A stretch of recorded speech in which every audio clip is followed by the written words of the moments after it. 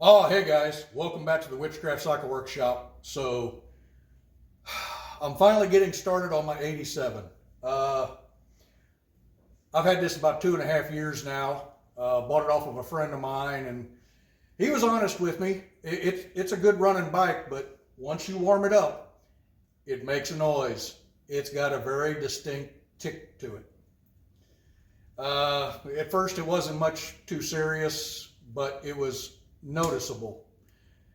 The more I rode it, the worse it got, the more time I could spend trying to hunt it down, and now I'm getting to the time and finally going to dig into this thing. Trying to hunt down an engine noise can be quite a challenge. It's hard to do if you're just sitting here listening to it. A couple different things you can do. You've probably heard these tips before. Take you a long screwdriver or metal rod or something, hold it up to your ear, and you can hold it in different places on the motor and just see, what's making the most noise. Of course, you're going to hear the noise throughout the motor. You're just going to have to try to figure out where it's the loudest. Another thing you can do, piece of vacuum hose. Put one end up to your ear, move it around on the motor. Very effective way to kind of pinpoint engine noise. The other, just what the doctor ordered. This was from Harbor Freight. Very cheap stethoscope with a metal rod, but you can literally pinpoint different places. And I'm making an educated guess here, but I'm getting the most noise right in this area. I'm thinking I maybe have a damaged lifter. Like I say, it's hard to say. You can hear the noise, the tick throughout the motor. At first I thought it was piston slap. Then I was thinking maybe the primary, but now I'm thinking it's a lifter. So, and being an older bike, I have no idea what's been done to this thing. So I'm going to start out by loosening the push rod tubes and see if I got adjustable push rods. If I don't, if it's all factory original solid push rods, then I got to take the heads loose or cut them and replace them with adjustables later. But we're going to start by taking a look and seeing what's in here. And then we're eventually going to get down and see what kind of cam is in it. And I'm more than likely going to upgrade the cam lifters anyway. But let's dig into it and let's get started. To get to your push rods, this is very simple. Just take you a small screwdriver and pop this upper cover right off there.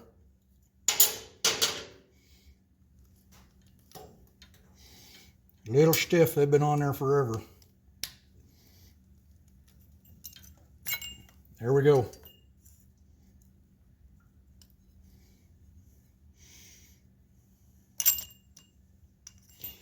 Looking like solid push rods.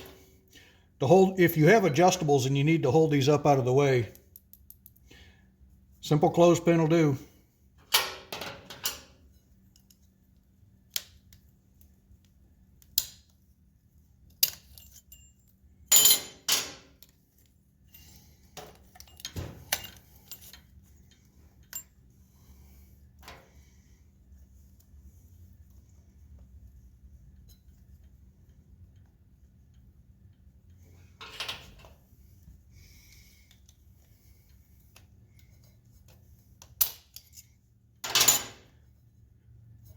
Could have taken the breather cover off. Would have given me a little more room to work. I just wanted to dig in here and take a see real quick what I got, what I'm working with. But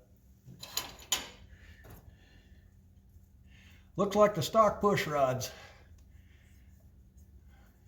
which isn't a bad deal. Like I say, if I change the cam and all that, there's a good chance I'm just going to go ahead and take a what would you call it, take a shear and just pinch these in half, break them in half, pop them out of there. I can replace them later with adjustable push rods. And then I don't have to take the rocker box covers off, because, I mean, literally, I have to take the seat off, the gas tank off, take the rocker box covers off, and then take the pressure off of the rockers so that you can remove your push rods and get to your lifters. That's a lot of work, and since none of this leaks, I might just go the route of spending the extra money to buy adjustable push rods and go that route. Labor savings, time savings, but yep. All right, well, that's where we're at so far. All right, so I put a jack under the back so I can rotate the rear tire. I have it in high gear, and I've pulled the spark plugs, make it easier to rotate the motor. So what I want to do is I want to watch the lifters, and I want to make sure they're on the base circle of the cam so there is as least pressure as possible on these push rods before I cut them out.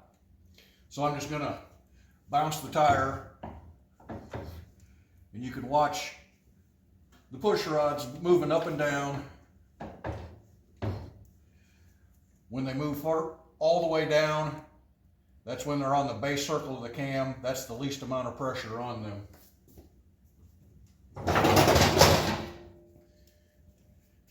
Take our great big bolt cutters.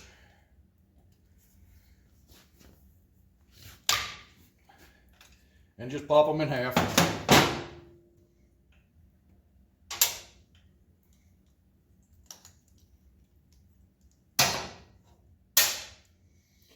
We're going to do that for each one now.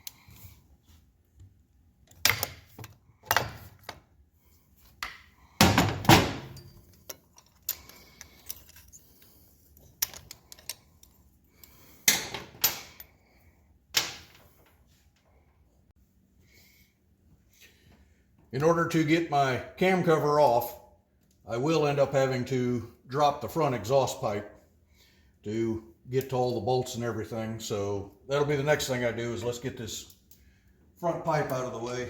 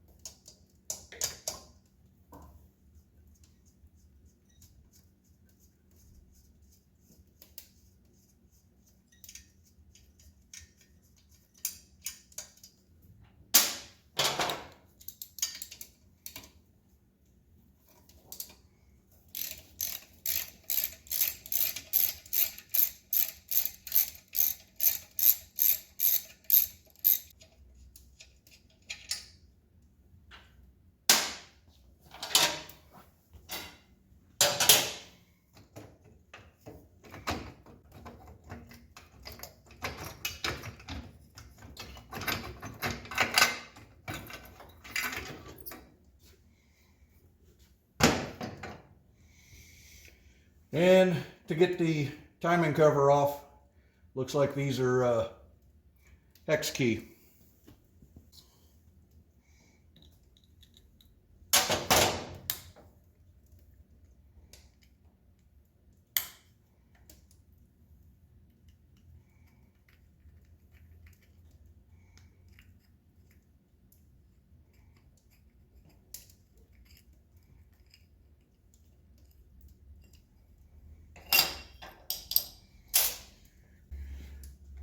Phillips screwdriver.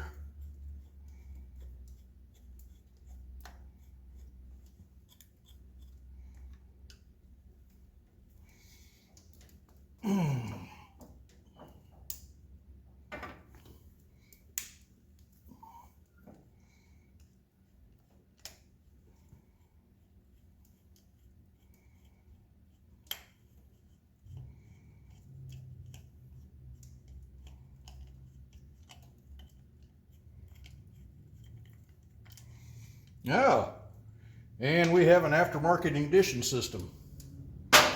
Pretty good one. Crane high cam, crane cams high 4. So that's not a bad deal.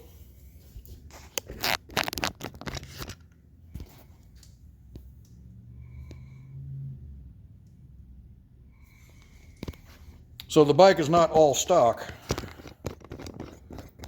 Like I say, older bikes like this, you really don't know what somebody's done previous. Now, when I took the timing cover off, these two screws came off with the cover, but these thread in here into those 2 holes there. And when you snug them down, that's what keeps your timing in time. You take a standard screwdriver into these little slots, loosen them, and then you can rotate this whole plate down here. Notice the slots. So that's how you adjust your timing. Now, the bike runs pretty good the way it is, so as you can see, I took a Sharpie and I made a mark where the screw holes line up. That way, when I go to put it back together, I can get the timing pretty close to where it was, so I don't have to adjust the timing too much when I put it back together.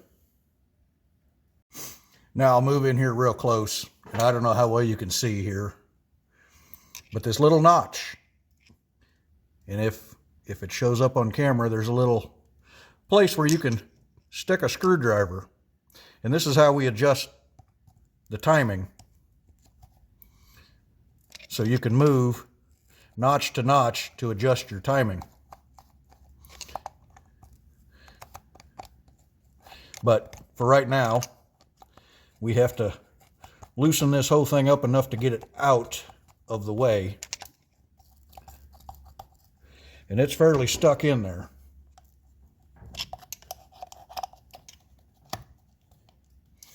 Not wanting to cooperate.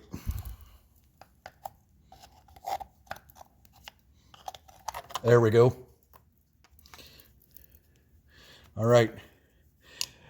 This little cup is what sets our timing, and you notice there's notches, and that runs past this Hall effect switch. That's what tells it when to fire.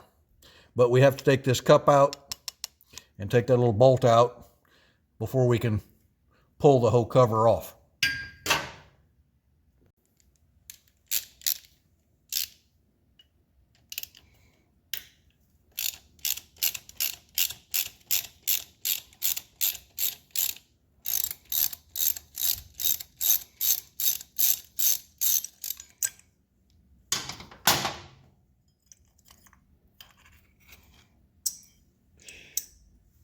And if you can see in here,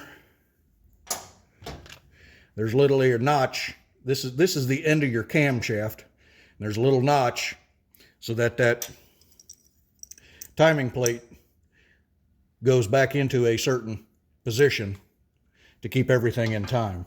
So now that we have that out of the way, we'll start taking these bolts here out, and then we can pull this whole timing cover off.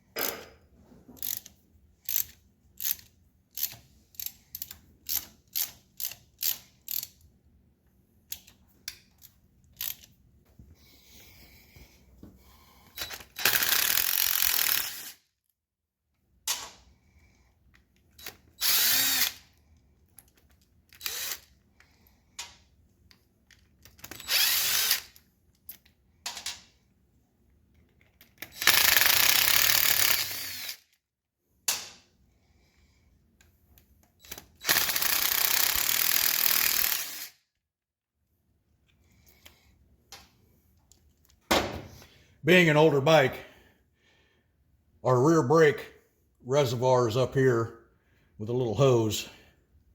I may have to remove that in order to have room to pop this out. We'll see. Get a rubber persuader here.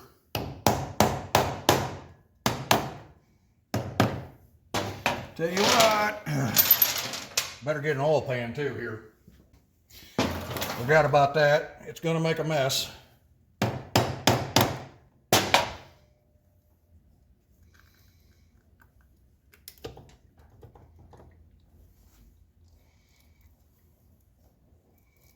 I'm gonna have to undo the hose to my brake reservoir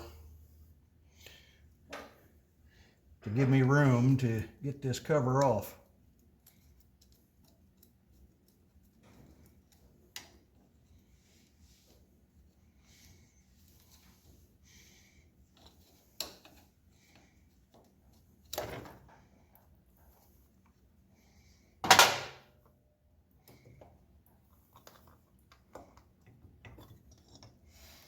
And there we go. There's our cam chest. Breather gear. This is our cam. Crankshaft gear.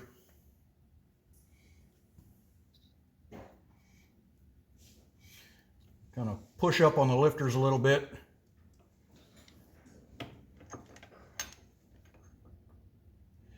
And pop the camshaft out.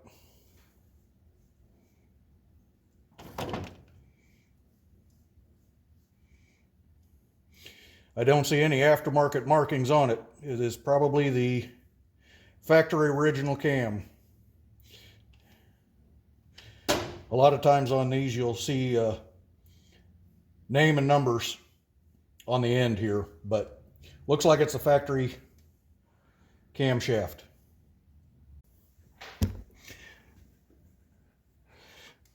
So, come on.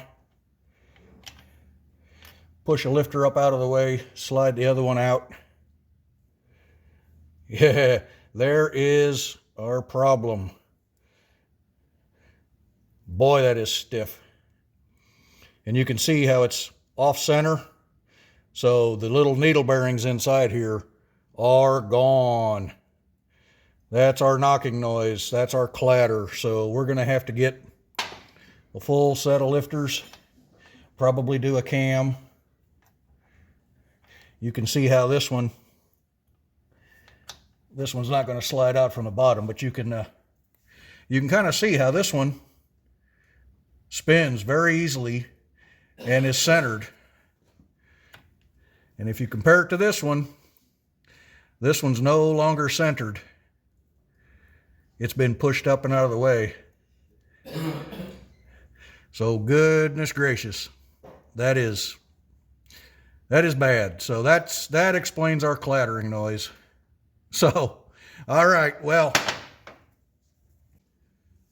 so kind of confirms what I was thinking all along. Like I say, with the stethoscope and this thing running, I was hearing the clatter noise mostly in this area, louder here than anywhere else on the motor.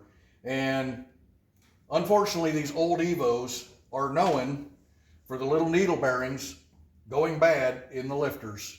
So could be a lot worse. So what I'm going to end up doing, I'm going to get a new cam. I could probably reuse this one, but it's got a little scarring on it. And while we're doing it, let's just upgrade. So I'm going to order a cam, get a set of 4 lifters and a set of adjustable push rods, and put it all back together, button it up, and see what happens. So I'm pretty confident that was our problem though. So thanks for tuning in, and as always, ride safe. We'll see you out there.